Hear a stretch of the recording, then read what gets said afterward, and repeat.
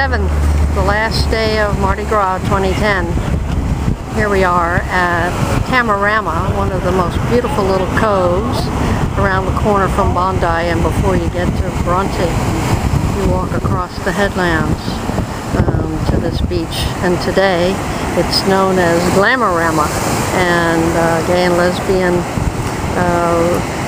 beach lovers are here for a little barbecue up at the RSL Club, or the Lifesaving Club. Anyone who's not here in this gorgeous water is missing one of the best places in Sydney on one of the most beautiful last days of summer.